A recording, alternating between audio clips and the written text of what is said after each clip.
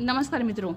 आपको तो पता है कि बिहार में अब चुनाव की घोषणा होने वाली है। अक्टूबर के पहले हफ्ते में बिहार चुनाव की घोषणा हो जाएगी और सारी पार्टियां चुनाव प्रचार में जुटी हुई हैं। तो मुस्लिम वोट बैंक ज़्यादा किसको मिलता है? तेजस्वी यादव को। मतलब 100 में से 100% में 76% मुस्लिम वोट बैंक तेजस्वी यादव के खाते में जाता है। तो इस बार मुस्लिम वोट बैंक पे कांग्रेस की भी नज़र है, तेजस्वी यादव की भी नज़र है, प्रशांत किशोर की तो है ही है, और बीजेपी की भी है, नीतीश कुमार की भी है, पर इनको ज़्यादा मुस्लिम वोट नहीं मिलते, 5% से ज़्यादा। तो अब इन लोगों का खेल बिगाड़ने के लिए सीमांचल में आज से चुनाव प्रचार में हैदराबाद के ओवैसी साहब जी आ गए हैं, जुट गए हैं। और सीमांचल आपको पता है मुस्लिम बहुल क्षेत्र है। ये 4 जिलों से बना हुआ क्षेत्र है जिसमें विधानसभा के 24 सीटें आती हैं।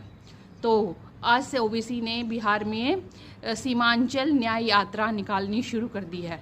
तो जाहिर है कि मुस्लिम ओवैसी से बहुत प्रभावित हैं, क्योंकि उनका एक राष्ट्रीय छवि है मुस्लिमों में। वो हमेशा मुस्लिमों के लिए खुलकर बोलते हैं, उनके हक के लिए, अधिकारों के लिए। तो मीडिया वाले जाते हैं तो सब वो वहाँ के सीमांचल के मुसलमान बोल रहे हैं हाँ इस बार हम ओबीसी को मौका देंगे, एक बार उनको भी देंगे। और ऐसा नहीं है कि सीमांचल में ओबीसी का प्रभाव नहीं मित्रों।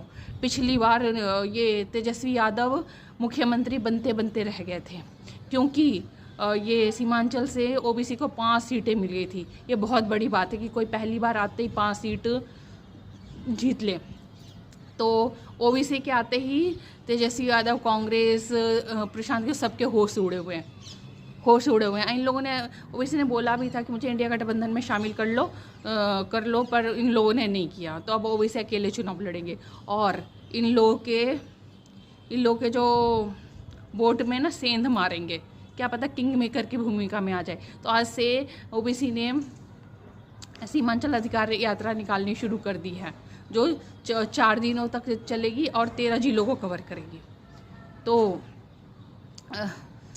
पर यह है कि ओवैसी कभी हिंदू वोट के लिए कभी रोते हुए नहीं देखा। उसको हिंदू वोट से कोई मतलब नहीं है, दो चाहे मत दो, पर मुस्लिम वोट को जरूर प्रभावित करेंगे।